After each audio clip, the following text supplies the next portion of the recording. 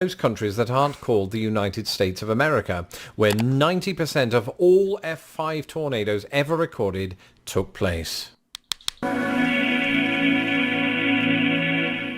Hello, I'm Lawrence and I'm on a quest to uncover all of the memos that Britain and America lost in the pond, and one of those memos pertains to deadly natural phenomena. Last week a tornado ripped through Nashville and it got me thinking about how America is very extreme when it comes to some of these natural phenomena in a way that Britain isn't. And for anybody who's looking to move to the United States, it's good to keep these things in mind. Just keep in mind they are rare, right? So it's not like a Roland Emmerich movie every day in this country, but it is pretty staggering how Mother Nature can be quite a bit more overbearing in the United States. And if you think this video is just going to be Lawrence moaning about the snow again, you would be incorrect, because over half of the entries on this list are not even weather related. Well, actually one might be with a technicality. And so without further ado, let's take a look at 5 deadly natural phenomena that America has that Britain doesn't. Let's see. I wonder what they are. Ooh, yes, quakes. earthquakes, and there is a reason that I specified magnitude 7, because Britain has never had one. In fact, the worst it's ever had was a 6.1 magnitude earthquake, and that didn't kill anybody. In Britain, that's sort of par for the course. Deaths as a result of an earthquake are incredibly rare. The only earthquake I remember living through in Britain was one that emanated from the Lincolnshire town of Market Raisin, and as I recall, the extent of the damage that day was a fallen patio set. But magnitude 7 earthquakes or above are not just these sort of fictional events that are reserved for films like the imaginatively titled Earthquake. These have actually happened in American history. In fact, one happened just last year in California. I remember all of these famous people on social media posting pictures and videos of their swimming pools swaying from side to side and the dogs looking confused. Yeah, that and must it's be not really mad. surprising that this happened in California, because California is sort of the capital of America's most deadly earthquakes. Indeed, the nation's most deadly earthquake occurred in 1906 in San Francisco, when a frankly astonishing 3,000 people perished amid a 7.9 magnitude earthquake. Now, since that deadly earthquake in San Francisco, California has, of course, endured some terrible earthquakes in the century that has passed. It's also waiting, of course, for the so-called big one, which, you know, some people think is inevitable. Either way, once you get past all of these quakes and shakes, I am assured that California truly is the golden state. That is, once you've also got past these. They say when there's an earthquake, you just got to get down, isn't it? That's like the best thing. So if the floor starts shaking, they say get low. That's the... If there's an earthquake. Yeah. Yeah. Because the last thing you want to do, you can't be standing up and flying about. Yeah.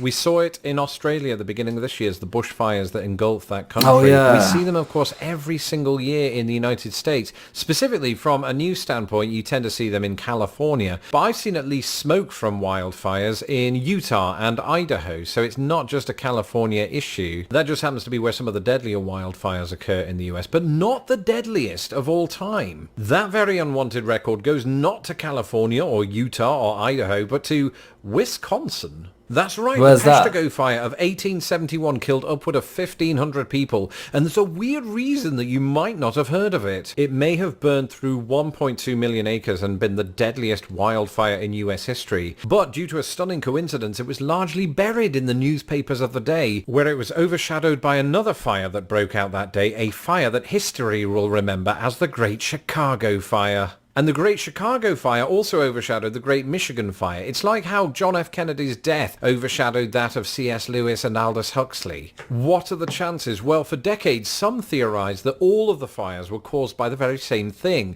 that being debris falling to Earth from a missing comet. But in recent times, scientists have ruined that theory by pointing out that actually, to the touch, comet debris is actually cold. And What baffles me is how... Like we was talking about in our last video, you know, the UK, we don't get tornadoes, we barely get an earthquake. It's rare, it's super rare as well. How comes the US, like, all right, we kind of got an explanation a bit for the tornadoes, but I don't explain regular earthquakes that are way more powerful, and I don't explain wildfires that happen really often in their like forest areas. It's like the US is just destined for like extreme Mother Nature issues for some reason. I don't get it. It's crazy. I think it's based on where they're placed on the world map as well. I'd say it. Because if you look at where the UK is, we are surrounded by other countries. Yeah. But if you look at the US, it's literally just the US. them Yeah. surrounded by water. Yeah. So it might be something to do with the climate. Within that area. It's just, I don't know, man. Is that bad luck? Does luck play a part in it as well? I don't know. Probably extinguished the fire, so it was aliens. Meanwhile, people very rarely die in wildfires in Britain, if at all, though wildfires do indeed exist there. The same cannot be said of our next entry. Volcanoes Now we're active. getting into the kind of phenomena that I've not seen with my own eyes, unless you include 1997's volcano, or 1997's Dante's Peak. What are the chances that two very similar disaster movies would come out in the same year? Let's ask 1998's Armageddon and 1998's Deep Impact. But the truth of the matter is, volcano eruptions in the United States are not just works of fiction. You may recall recently that there was a volcano eruption in Hawaii, and don't get me started on Mount St. Helens. Actually do, because that represents the deadliest eruption in US history. In 1980, Mount St. Helens erupted, killing 57 people. And over the course of the next decade, it would see more and more eruptions. And this isn't surprising, because if you look at a map of the west coast of the United States, or just the west coast of the Americas in general, look at all those active volcanoes. That's where they sit. That's so many. I blame Pangea for breaking up, because it's enough to put me off moving to the Pacific coast. And if one of those blows, not even Pierce Brosnan can help me. You can't even control it. Like, they must have some sort of technology that warns that the volcano might start erupting. There's got to be something. They can't just be living near it and hoping for the best. That's impossible. But why would you even build homes near a volcano? Don't know, man. I would not want to live near one. Anywhere near one. No. Like, oh, yeah. That can go off at any time. And it shoots hot rocks and it's lava. thank you. It'll melt through the ground. Yeah. Now, having looked at a map of all of the active volcanoes in the United States, here are all of the active volcanoes in Britain. That's right, there are precisely 0. no active volcanoes in the entirety of Britain. That's why the UK chose this So land. Britain is thankfully unlikely to match the death toll at Mount St. Helens. Unfortunately, our next entry far surpasses it.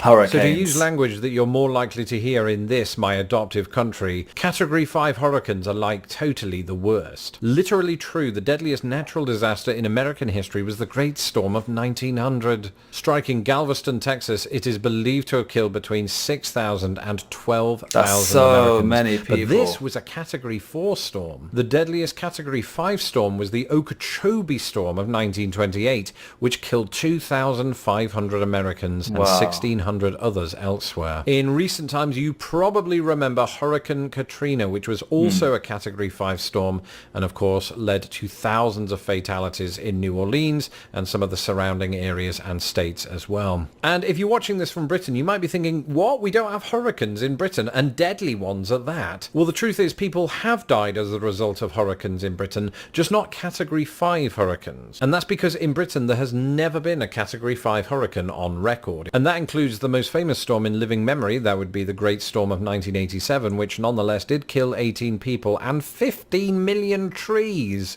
And all this after the weatherman Michael Fish reported that there wasn't going to be a hurricane. So 15 people compared to 6,000, 2,000 though. Like, don't get me wrong, still, lives are people dying lives. though, isn't it? But in Yeah. comparison, like, the numbers are so much more Yeah. in the US. we weren't prepared. Thankfully it happened at night, so most people were asleep in their soft beds. Same can't be said for the trees, which ironically did provide material for some of the bed frames. No, in Britain hurricanes are sort of rare. We usually get what they refer to as the tail end of the hurricane. And speaking of tails, thankfully, unless you include 1996's Twister, I've never seen a tornado with my own eyes, but if I did, I'd absolutely myself. Yeah. At this point in my life, perhaps it's just luck that I haven't seen one, because to say that we don't have them in Britain would be a complete lie. Tornadoes are actually quite numerous in the British Isles, but there's a big difference between the tornadoes that we get in Britain and the tornadoes that we get in the United States of America. Firstly, the UK has not recorded a tornado-related fatality since 1931. That's good. And before the 20th century, you'd have to go back to 1558 and then 1091. Historically, around only 12 people have been killed by tornadoes in Britain. And that's because British tornadoes just aren't very powerful. The one that ripped through London in 1091 is believed not only to be the oldest known tornado in British history, but possibly the strongest. They theorised that it might have been a Category 4 tornado, suggesting that anything above that, aka an F5 tornado, has never made landfall in Britain. And that's true. In fact, it's true for most countries that aren't called the United States of America, where 90% of all F5 tornadoes ever recorded took place. Now, 37% of those took place in either Oklahoma, Kansas, or Texas. You would expect that they're in the Great Plains. But surprisingly, the Great Plains did not play host to the deadliest tornado in US history. That would go to the tri-state area of Indiana, Illinois, and Missouri. That 1925 twister killed 58 times the UK's all-time total. Insane. If you're sitting at home and doing the maths on that, stop right now, because I'm just going to tell you the death toll was 698. Oh my it's God. by far the biggest, but as we are reminded by that tornado that ripped through Nashville last week, itself an incident that beats the UK's all-time record. We are reminded once again of the destructive power of American tornadoes, and my thoughts go to the people recovering from that incident. In the meantime, for anybody that's looking to move to the United States, I hope this video hasn't put you off. For the most part, you won't see any of this, unless... Has it put you off? I'll still move. You're thinking twice now. Yeah, I'm not going to lie. you live in California. I'm joking, you'll be fine. I just wanted to make you aware of these things and to remind my American viewers that Mother Nature just seems to have it in for you. For some reason. Doing this video has reminded me that I can live with the odd blizzard and that I do miss British weather. That's it for this episode. Thank you for tuning in. Let me know. Quite disasterful. I think out of those ones, if you can let's just say hypothetically you lived in the US and you can get rid of one of those natural disasters, what one would you pick? Tornado. Would you? I thought he was going to say volcano.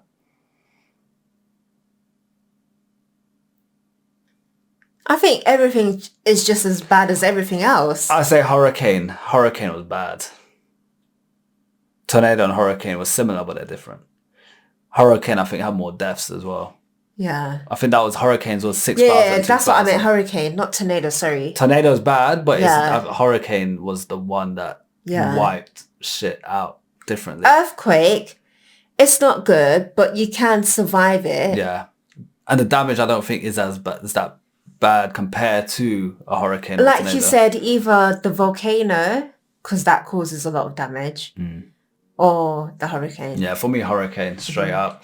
Guys, thank you for recommending this video. We are reacting to a video a day, so keep sending them through in the comment section. Don't forget to like and subscribe. For now, peace out. Bye.